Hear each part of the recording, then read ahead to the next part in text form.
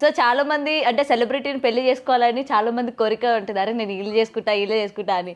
కానీ చేసుకున్న తర్వాత అరే నా పెళ్ళికి ఎవరు వస్తారు, సెలబ్రిటీ గెస్ట్లాగా ఎవరు వస్తారు ఉంటుంది కదా మనకి, ఈయన వస్తారా అని చెప్పి. సో మీకు మీ పెళ్ళికి ఈయన సెలబ్రిటీ అని తెలుసు, సో ఎవరు వస్తారు అని చెప్పి మీరు ఏమైనా అడిగారా వీళ్ళు పిలుద్దాము అని? జీరో అసలు అది ఎందుకు మీరు అడిగినాక అవును నాకు అది ఎందుకు రాలేదు అప్పుడు అనిపిస్తుంది. అసలు జీరో. మీరెంతమందిని పిలుస్తున్నారు, మేమెంతమందిని పిలుస్తున్నాం? నాకు కూడా కొంచెం ఏంటంటే ఎవరినన్నా పిలవాలన్నా కూడా మోమాటమే, అంటే ఏ పనులు ఉంటారో ఏమోలే అని. ఎందుకంటే ఫ్రెండ్స్ నుంచి కూడా వస్తుంది, హే అవును నీ పెళ్ళికి ఎవరు వస్తున్నారు, సెలబ్రిటీ కదా మీ ఆయన అని చెప్పి అడిగారు. కానీ నేను అబ్బాయిని ఎప్పుడు అడగలేదు ఎవరు వస్తున్నారు. జనరల్లీ మమ్మీ వాళ్ళు మాట్లాడుకున్నప్పుడు మీ సైడ్ ఎంతమంది మా సైడ్ ఎంతమంది, కానీ స్పెసిఫిక్గా ఎవరు అన్న డిస్కషన్ రాలేదా? అబ్బా నేను కానీ చేసుకుని ఉంటే నాకు నందమూరి బాలకృష్ణ, మెగాస్టార్ చిరంజీవి గారు అందరిని పిలిచండి అని చెప్పేదాన్ని తెలుసా. అయ్యో మీకు ఐడియానే రాలేదైతే. మాకు ఐడియా రాలేదు. ఇప్పుడు ఏ టెన్షన్ ఆ టెన్షన్, అయ్యో పెళ్లి లేట్ అవుతుంది, టైం అయిపోతుంది, ఏ ఉంటాయి టెన్షన్స్. 14th అనుకున్నాం. అంటే వాళ్ళు ఉండేది వరంగల్, మేము ఉండేది సిద్దిపేటలో. సో అందరు రావడానికి మధ్యలో స్పేస్ కావాలని మేము షామీర్పేట అలంకృత రిసార్ట్లో పెట్టుకున్నాం పెళ్ళి.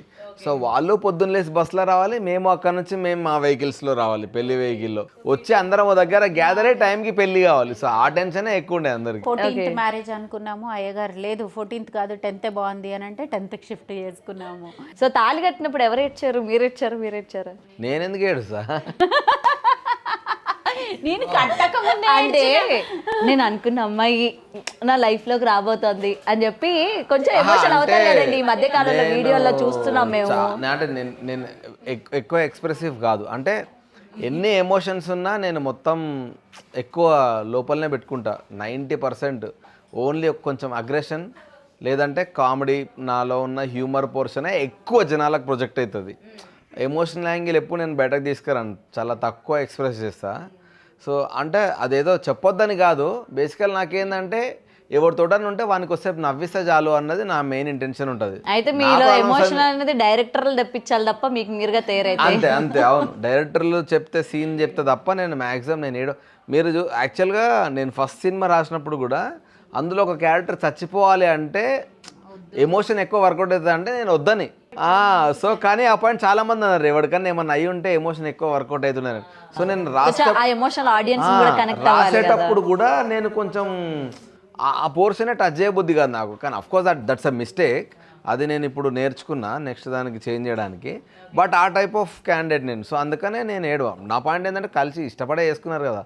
సో ఏమోనండి వీడియోలో చూస్తున్నాం కదా మేడం, మనం హస్బెండ్ వైఫ్ ఇట్లా రాగానే అయ్యో అని ఏడుస్తా ఉన్నారు కదా, అట్లా ఏమైనా ఏడ్చారేమో అని. నేను ఏడవలేదు.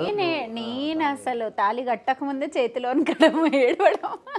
ఎందుకు మీరు అమ్మ నన్ను వదిలి వెళ్ళిపోతున్నా అని, మళ్ళీ రైట్ డెసిషన్ ఏంటి.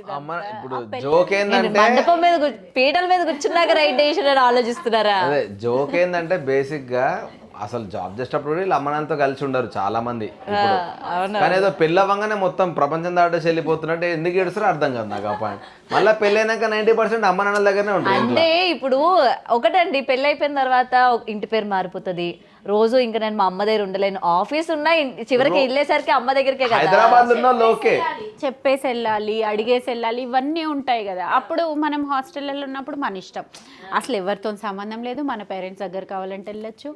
అవుట్ ఆఫ్ రెస్పాన్సిబిలిటీస్ కూడా కొన్నిసార్లు వెళ్ళలేకపోవడం ఉంటుంది. వాటి చెప్తారు ఆయన స్ట్రిక్ట్ పెడతారు ఏమైనా, నాకు చెప్పి వెళ్ళాలి, చెప్పులు వేసుకొని వెళ్ళాలి అని. నేను అదే నవ్వొస్తుంది నాకు అసలు. నేను రేపు వరంగల్ పోతున్నాను, సరే అంటే పర్మిషన్ తీసుకోను కానీ ఇన్ఫర్మేషన్ ఇస్తా. రెండింటికి డిఫరెంట్ ఏంటి? పర్మిషన్ అంటే వెళ్ళాలా అని అడగడం కదా, నేను వెళ్ళాలా అని అడగను, వెళ్తున్నా అని చెప్తా. ఆల్రెడీ అన్ని సర్దేసుకొని ఇక నేను ఇప్పుడు వెళ్తున్నా అని చెప్పేస్తారా? లేదు, రేపు వెళ్తున్నా అని ఈరోజు చెప్తా. రేపు ఏమైనా ప్లానింగ్స్ ఉంటే కొంచెం దింపిరా అట్లా. సో అట్లా అది డిఫరెన్స్. ఏంటంటారు? నేను నిజమే చెప్తున్నారా? నిజమే అంతే. అంటే నాకు అట్లా ఏముండదు. నీకు నచ్చిన దగ్గర నీకు వెళ్ళాలనిపిస్తే వెళ్ళు, దాంట్లో ఏమున్నది ఏం లేదు కదా. ఆయనకి ఎప్పుడైనా ఫ్రెండ్స్తో ఎంజాయ్ చేయాలి, మొన్న వెళ్తా అన్నావు కదరా వెళ్ళలేదేంటి, వెళ్తావా? మీరు అట్లా గ్రీన్ సిగ్నల్ ఇస్తారా హస్బెండ్ ఫ్రెండ్స్తో ఎంజాయ్ చేయడానికి వెళ్తా అంటే? లేకపోతే షూట్ ఉందని వెళ్ళిపోతాడు కదా, అదేదో చెప్పెళ్తే బెస్ట్ కదా. ఇది బాగుంది కదా. వన్ డే ట్రిప్స్ అయితే షూట్ ఉన్నాయని చెప్పి వెళ్ళిపోతారు చాలా వరకు. షూట్ ఉందని వెళ్ళినా అర్థమైద్ది. షూట్ అంటే యాక్చువల్గా స్పెసిఫిక్గా ఉంటాడు. 6 o'clock షూట్ అయితే 5:50కి అలారం పెట్టుకొని 2nd 3rd అలారంకి లేస్తాడు. అదే క్రికెట్ అనుకోండి 10th అలారంకి లేస్తాడు. ఏంటి ఇంతసేపు మోగినా అంటే ఈరోజు షూట్ కాకపోవచ్చు అని చెప్పేసి అప్పుడు సరే ఎటు వెళ్తున్నావు అని స్ట్రిక్ట్ వైఫా, జోవియల్ వైఫా, లేకపోతే ఫ్రెండ్లీగా ఉండే వైఫా? మేము ఇప్పుడు షోలో ఎట్లున్నామో ఇంట్లో కూడా అట్లే ఉంటాం మేము. మాకు అది అలవాటు. మేబీ అట్లా ఉండే తనకు కూడా మేబీ. మిమ్మల్ని ఎక్కువ బూస్టప్ చేసేది భవానీ గారే అన్నట్టుగా అనిపిస్తుంది ఆవిడ మాటల్లోని, ఆ చలాకీలోని. అంటే మీరు ఎటువంటి మూడ్ స్వింగ్లో ఉన్నా వెంటనే ఆమె చేంజ్ చేసేసేటట్టు. 90% నేను రిలాక్స్ జోన్లోనే ఉంటా. కానీ ఏదన్నా అటు ఇటు వచ్చినా అంటే ఇద్దరికి ఉన్న అలవాటు అది. తనకు ప్రాబ్లం తనేమన్నా ఉన్నా తెలిసిపోతుంది కదా అసలు మనకి. మినిమం తెలిసిపోతుంది. ఒకరితో మనం జర్నీ చేస్తున్నామంటే వాళ్ళ మూడ్ స్వింగ్ ఏందనే తెలిసిపోతుంది. ఉంది అంటే డెఫినెట్లీ మేము మాట్లాడతాం. అది మాకున్న అలవాటు. మాకు గాడ్ గిఫ్ట్ ఏంటంటే మేము కొంచెం డల్ ఉంటే మా పాపనే వచ్చి అడుగుతుంది.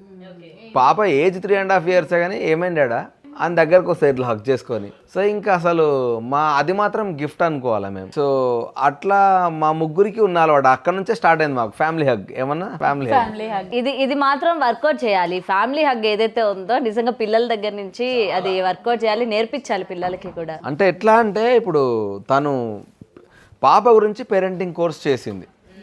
సో పేరెంటింగ్ కోర్స్ నేర్చుకొని ఇప్పుడు బయట వాళ్ళకు కూడా ట్రైన్ చేస్తూ ఉంది ఏదైనా ప్రాబ్లమ్స్ ఉంటే. సో అది ఎక్కడ దాకా వెళ్ళిందంటే పేరెంటింగ్ కోర్స్ నేర్చుకొని పిల్లలను మంచి జోన్లో పెట్టాలని. మా పాప అసలు ఒక డేలా ఒక 5 minutes కూడా ఫోన్ చూడదు. అసలు ఫోన్ అనే అలవాటు లేదు. ఏమన్నా టీవీ పెడితే కొన్ని శ్లోకాలు పెడుతుంది, లేదంటే అప్పుడప్పుడు ఏదన్నా కామిక్ వీడియోస్ ఏమన్నా ఉంటే అదొక 1/2 hour కంటే ఎక్కువ చూడలేదు. ఎందుకంటే చెప్తుంది ఇది నీ టైం అని చెప్తుంది, చూస్తుంది. నీ టైం అయిపోయిందానంటే ఓకే మమ్మీ టీవీ బంద్ చేసి వెళ్ళిపోతుంది. ఆమెకి ఎంతసేపు మనుషులతో ఆడుకోవడం అలవాటు చేసింది ఈమె. సో అది చాలా ఎగ్జాక్ట్లీ. సో ఆమె గేమ్లు ఆడుతూ ఉండి ఏం చేస్తుంది అంటే ఏదైనా మంచి పని చేసింది అనుకో, బాగా చేసినావు నాన్న చిన్న స్టిక్కర్స్ ఉంటాయి కదా చిన్నపిల్ల, అది తీసుకొచ్చి స్టార్స్ అట్లాంటివి తీసుకొచ్చి పెడుతుంది గుడ్ జాబ్ అని. అది ఆమెకు బయట అట్లా అలవాటే ఎట్లయిపోయిందంటే సపోజ్ డాడా నువ్వు ఫోన్ ముట్టకని అంటది. సరే నన్ను పక్కన పెట్టిన అనుకో గుడ్ జాబ్ డాడా అని ఆమె తీసుకొచ్చి ఆ స్టిక్కర్ నాకు అట్లా అలవాటు చేసుకుంది. సో అది చాలా లైవ్లీ ఎన్విరాన్మెంట్ క్రియేట్ చేస్తుంది ఇంట్లో. అండ్ నేను మీది ఫ్యామిలీ వీక్లో చూసినప్పుడు పాప చేత శ్లోకాలు అవి చెప్పించారు కదా. మీరు ఒక పేరెంటింగ్ కోచ్ అన్నప్పుడు నాకు మీలో ఫస్ట్ నచ్చింది నాకు అదే అనమాట. ఎందుకంటే రీసెంట్గా తల్లిదండ్రులు పాపం వాళ్ళ యొక్క బిజీ షెడ్యూల్లో ఉండి పిల్లలు మనల్ని ఇబ్బంది పెట్టకూడదు అని చెప్పి ఫోన్లు ఇచ్చేస్తూ ఉన్నారు, లేదంటే టీవీలో ఏదో ఆన్ చేసి పెట్టేస్తూ ఉన్నారు తప్ప ఆ ఫ్యామిలీ టైం అన్నది ఇవ్వట్లేదు పిల్లలకి. అవును. సో దాని గురించి నిజంగానే మిమ్మల్ని అడగాలనుకున్నాను. అంటే చిన్నప్పటి నుంచి పిల్లలకి ఒక్కసారి అంటే వాళ్ళు కరెక్ట్గా ఎడిక్ట్ అయ్యే ఏజ్ ఏదంటారు? వాళ్ళకి మనం నేర్పిస్తున్నాం. ఎడిక్ట్ అయ్యే ఏజ్ అసలు ఫస్ట్ 2 years ఫోన్ అదేమి ఇవ్వద్దు. వీడియో కాల్ గ్రాండ్ పేరెంట్స్కి, ఎందుకు అంటే యూఎస్లలో అలా ఉంటారు కాబట్టి పేరెంట్స్ కొంచెం వీడియో కాల్స్ అవి అలవ్ చేయొచ్చు. ఎందుకు అనంటే కనెక్షన్ ఉండాలి, రిలేషన్షిప్ డెవలప్ అవ్వాలి కాబట్టి గ్రాండ్ పేరెంట్స్తో కానీ క్లోజర్ ఫ్యామిలీ రిలేటివ్స్తో కానీ. అది అయిపోయి ఏమైపోతుందంటే మదర్స్ ఫాదర్స్ ఆఫీస్ కాళ్ళల్లో ఉంటూ, లేదు అని అంటే పేరెంట్స్ ఇంట్లో లేకపోవడంతో ఎవరైనా నానీకో లేకపోతే హెల్పర్కో మెయిడ్కో ఇచ్చినప్పుడు ఆ మెయిడ్కి ఈ చైల్డ్కి ఉన్న ఎనర్జీ ఆ మెయిడ్కి సరిపోకపోవడంతో ఏం చేస్తారు, ఫోన్స్ ఇస్తారు first thing. Second thing junk అలవాటు చేస్తారు. ఫస్ట్ కామ్ డౌన్ చేయడానికి షుగర్ ఎనర్జీ లెవెల్స్ని స్పైక్ చేస్తుంది. ఫోన్స్ టీవీస్ వల్ల పిల్లలు ట్రిగర్ అవ్వడం స్టార్ట్ అవుతారు. ఇవన్నీ అవ్వడం వల్ల జనరల్గా పేరెంట్స్ టచ్ కానీ పేరెంట్స్ మాట్లాడితే రెస్పాండ్ అవ్వడం కూడా తగ్గిపోయింది చిల్డ్రన్లో, ఈ జనరేషన్ చిల్డ్రన్లో. ఇప్పుడు మమ్మీ ఆఫీస్ నుంచి వచ్చేస్తుందా, రాగానే కాల్స్ జాయిన్ అయిపోతారు, హగ్ చేసుకోనో లేకపోతే. అసలు నేను పేరెంట్ ఒక మదర్ హగ్ లేని చిల్డ్రన్ ఎంతో మందిని చూశాను. అంటే వాళ్ళు బిజీ అవును మీరు ఇవాళ మీ కిడ్నీ హగ్ చేసుకున్నారా, 2 years కిడ్ అనుకోండి 3 years కిడ్ అనుకోండి, కిడ్నీ హగ్ చేసుకున్నారా అని అంటే లేదండి ఏముంది అందులో. కానీ చిల్డ్రన్ నీడ్ ఇట్. మన మదర్స్కి అది అవసరం లేకపోయినా, మదర్స్కి జనరల్లీ అది అవసరము, కానీ చిల్డ్రన్కి అది ఇంకా అవసరం. అది మిస్ అయిపోతారు డే టు డే స్కెడ్యూల్. అది వాళ్ళ తప్పు కూడా కాదు, డే టు డే స్కెడ్యూల్లో పడి. ఎంతమంది పేరెంట్స్ చిల్డ్రన్ స్కూల్ నుంచి వచ్చేసరికి ఇంట్లో ఉంటున్నారు? మ్యాక్సిమం ఉండరు మెయిట్స్ ఉంటారు, లేకపోతే హెల్పర్స్ ఉంటారు, అట్లా అది వాళ్ళకి లోటు. ఇప్పుడు మన జనరేషన్కి వచ్చేసరికి మనం స్కూల్ బస్సులు దిగేసరికి పేరెంట్స్ అక్కడ వెయిట్ చేసేవాళ్ళు. అది వెల్కమింగ్, అమ్మయ్య మేము ఒక స్ట్రెస్ ఎన్విరాన్మెంట్ నుంచి, స్కూల్ అనేది మనకు అప్పుడు స్ట్రెస్. ఇప్పుడు స్కూల్స్ లిబరల్ అయిపోయినా కానీ కూడా ఇంటికి వచ్చేసరికి ఒక రిసీవింగ్ హ్యాండ్ ఉండాలి.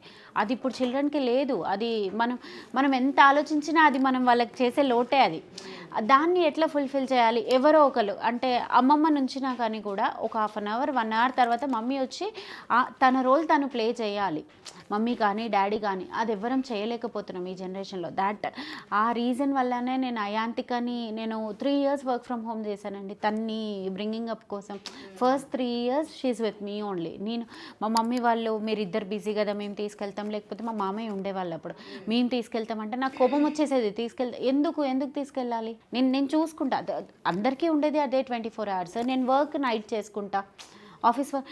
నేను డైరీలో కూడా ఫస్ట్ ప్రయారిటీ అయాంతికాస్ నీడ్స్ అనే రాసుకుంటా. ఫస్ట్ అయాంతిక నీడ్స్, తర్వాతే నా ఆఫీస్. అట్లా కానీ ఇప్పుడు పేరెంట్స్ ఎట్లా అయిపోయినారంటే పిల్లలకి డబ్బులు ఇస్తే మంచి లైఫ్ ఇచ్చినట్టు ఫీల్ అవుతున్నారు, కానీ వీళ్ళ టైం ఇస్తే మంచి లైఫ్ ఇచ్చినట్టు. అది పేరెంట్స్కి మిస్ అయిపోతున్నారు. End of the day parents కూడా మళ్ళీ గిల్ట్ ఫీల్ అవుతున్నారు. అబ్బా మా బేబీకి ఇది చేయలేకపోయినాం. ఆ గిల్ట్ ఏదో వాళ్ళు ఏదో ఒకటి తప్పు చేసిన తర్వాత అప్పుడు ఫీల్ అవుతూ ఉన్నారు, ఇది మన వల్ల అయింది, మనం అటెన్షన్ ఇవ్వాల్సిందేమో. పిల్లలు మొండైపోతారు. పిల్లలు పేరెంట్స్ మాట వినరండి, బేసికల్గా వినరు, స్టబర్న్ తయారవుతారు. కానీ పిల్లలు పిలిచినప్పుడు పేరెంట్స్ కూడా వినరు, బిజీగా ఉండి. అది వాళ్ళు అసలు రెక్టిఫై కూడా చేసుకోరు. అవును వాళ్ళు వీళ్ళు ఎట్లా ఫీల్ అవుతారంటే మేము బిజీగా ఉన్నాం అందుకే మేము పలకట్లేదు. కిడ్స్ గేమ్ కూడా బిజీయే, అది వీళ్ళు అర్థం చేసుకోరు. ఆ రప్చర్ వల్ల మనం ఎట్లుండాలి అని అంటే పిల్లలు కానీ పేరెంట్స్ కానీ సేమ్ టీమ్ అయిపోయి, నాన్న ఈ టైంలో నేను చదువుకుంటా. ఇప్పుడు నేను ఇంతకుముందు చెప్పిన 1/2 అవర్ బేబీ టీవీ చూసిందంటే ఆ డే మొత్తం టీవీ అడగదా, మమ్మీ ఇది నీ టైం, ఇప్పుడు డాడా ఇది నీ టైం. అట్లా సెగ్రిగేట్ చేసుకొని తను మెంటలీ మమ్మీ వాళ్ళు నాకు ఒక ఆప్షన్ ఇచ్చినారు, నాతో స్పెండ్ చేస్తున్నారు అన్న ఒక థింగ్తో ఉండాలి కిడ్స్. అలా కాకుండా డే అంతా వాళ్ళతో ఉండకుండా లాస్ట్కి నువ్వు ఇది చేయకు అది చేయకు, ఎందుకు వింటారండి? వినరు. అలాంటి ఒక జనరేషన్లో ఉన్నాం మనం ఇప్పుడు. దట్ ఈస్ ద రీజన్ నేను పేరెంటింగ్ కోచింగ్. నిజంగా నాకు అది చూసినప్పుడు మంచిగా అనిపించింది. లిటరలీ నేను కూడా అది నేర్చుకోవాలి, ఎందుకంటే నేను కూడా ఇంత బిజీ షెడ్యూల్, ఈవినింగ్ వరకు ఇక్కడ ఉంటాం, ఇంటికి వెళ్ళేసరికి నా కూతురు ఆడుతూ ఉంటుంది, వెళ్ళేసరికి అలసిపోయి వెళ్తాము, టైం ఇవ్వలేము. వస్తూ ఉంటుంది ఆడుతుంది, కానీ అంత ఎఫర్ట్ మన నుంచి పెట్టలేను అనమాట. నేనైతే పెట్టలేను, ఎందుకంటే ఇక్కడ పరిగెట్టే వర్క్లో బిజీగా ఉండి. బట్ చూసిన తర్వాత అదే అనిపించింది, లిటరలీ అవును ఎంత మిస్ అవుతుంది, నిజంగా మనం కూడా అంత టైం ఇవ్వాలి అని చెప్పి నేర్చుకున్నాను. యాక్చువల్లీ నేను మీ ఎపిసోడ్ చూసిన తర్వాత నిజమే కదా అరే అన్నట్టు అనిపించింది. అండ్ ఇవాళ ఇది విన్న తర్వాత ఇది నిజంగా నేను ఇంప్లిమెంట్ కూడా చెయ్యాలి అనిపించింది. నిజంగా అంటే కొద్ది రోజులు కష్టమవుతుంది, కానీ ఈ పీరియడే మనం మిస్ అవుతాం లైఫ్లో మళ్ళీ ఫర్దర్గా. ఎందుకంటే 6-7 ఇయర్స్ వచ్చిన తర్వాత పిల్లలు 2nd, 3rd క్లాస్కి వెళ్ళిపోయిన తర్వాత స్లోగా వాడికి వాళ్ళ సర్కిల్ ఫామ్ అయిపోతుంది. సో ఆ టైంలో వాళ్ళు పేరెంట్స్ కంటే ఫ్రెండ్స్తో ఎక్కువ ఉండడానికి ఇష్టపడతారు, ఎందుకంటే వాళ్ళ సేమ్ ఏజ్ గ్రూపు, వాళ్ళు ఆడుకుంటారు కాబట్టి ఒకటే మైండ్ సెట్లో ఉన్నోళ్ళు ఆడుకోవడానికి ఎక్కువ ఇష్టపడతారు.